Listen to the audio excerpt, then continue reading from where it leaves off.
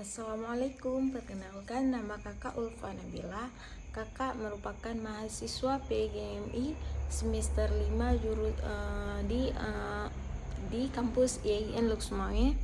Baik, pada pertemuan kali ini kakak akan menjelaskan sedikit atau meringkaskan sedikit tentang buku tentang pengantar pendidikan.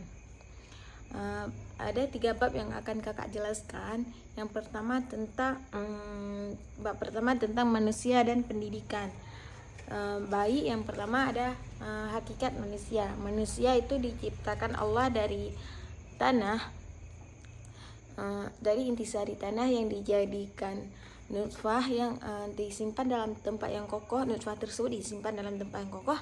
Setelah dijadikan nutfah, Allah jadikan nutfah itu menjadi darah beku.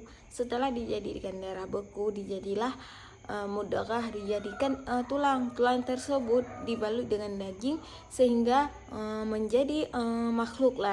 Pandangan tentang manusia yang berikut ada tentang beberapa perspektif. Yang pertama ada perspektif filsafat.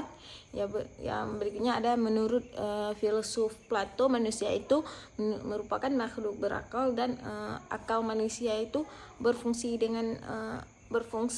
untuk mengarahkan budi pekertinya.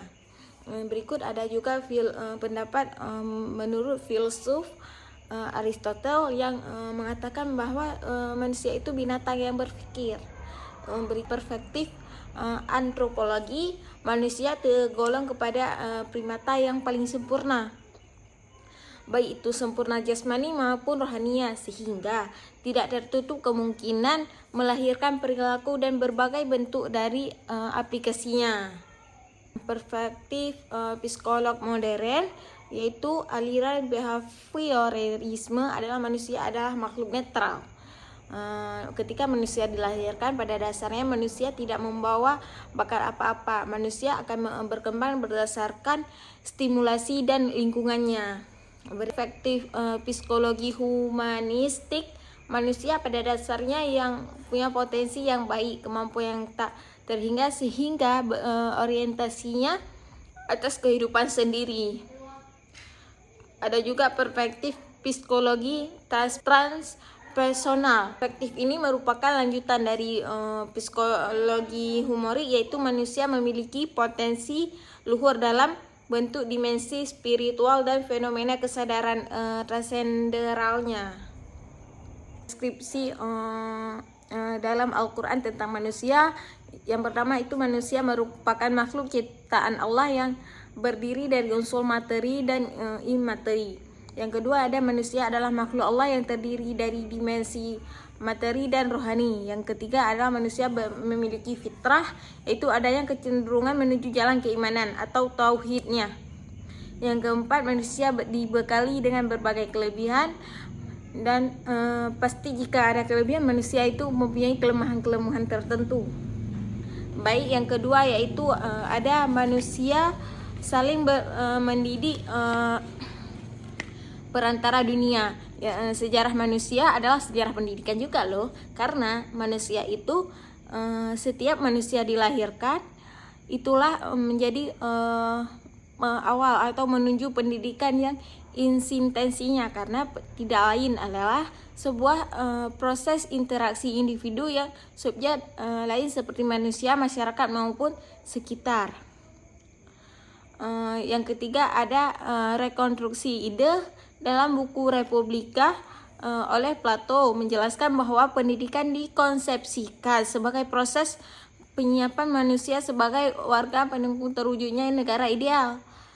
Eksistensi pendidikan terutama adalah mengembangkan manusia didikannya untuk mencapai ketuhanan yang Maha Esa, yang mencapai kemanusiaan yang adil dan beradab. Pada dasarnya perbuatan mendidik atau membimbing anak menuju kedewasaan tidak dijadikan anak sebagai atau sasaran pembuatan mendidik yang dilakukan oleh orang yang mendidik, termasuk orang tua. Anak bukan robot yang menunggu tombol perintah ditekankan.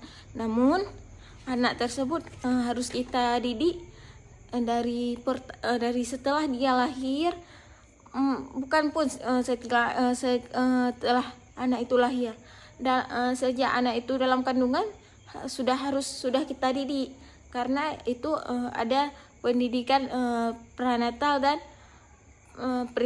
pendidikan natal dan pendidikan pranatal. Ada pendidikan sejak dalam kandungan, ada juga pendidikan setelah anak itu lahir. Kedua yaitu kebutuhan akan pendidikan. Pasti adik-adik udah tahu kan pengertian pendidikan? Ya, pendidikan merupakan gejala sosial yang mengandalkan interaksi manusia sebagai sesama subjek yang masing-masing bernilai setara. Pendidikan adalah upaya sadar untuk menyiapkan peningkatan kehidupan peserta didik yang mandiri dan berbudaya harmonis, yaitu memiliki moral, akhlak mulia, profesi yang dilandasi ilmu pengetahuan, teknologi, serta seni tepat guna, memiliki kreatif terpuji yang mengajukan berbagai kedamaian bernilai indah sehingga kehidupannya lebih baik.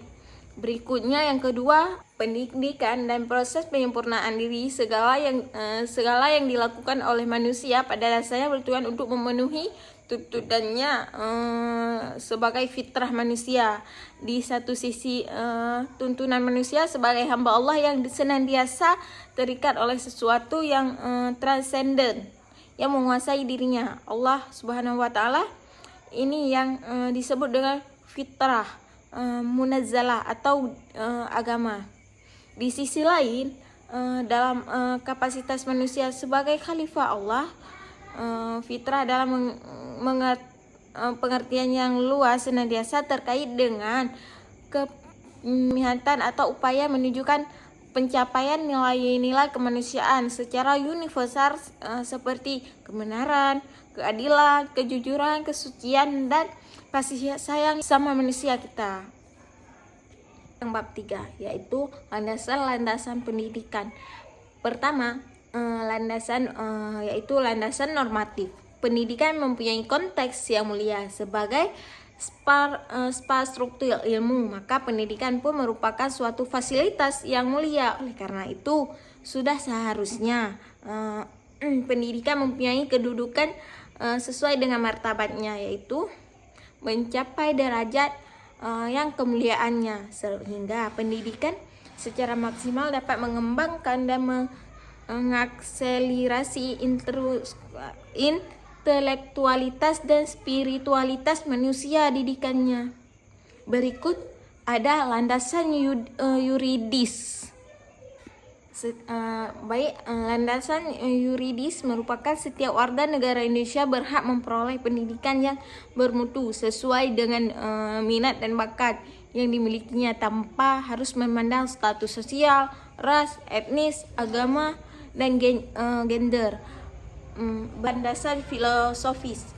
Alangkah pentingnya kita berteori dalam praktek di lapangan pendidikan, karena penting dalam praktek harus dipertanggungjawabkan epistemologis dan aksiologis, dasar antropologi ilmu pendidikan.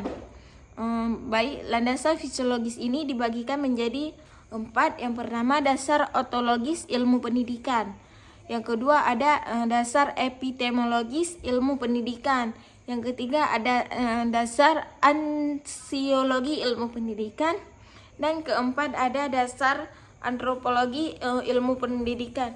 Jadi pada yang keempat ini, dasar antropologi ilmu pendidikan ini dibagi lagi menjadi 3 perilaku universal. Yang pertama, sosialitas. Yang kedua, individualitas yang melainkan juga.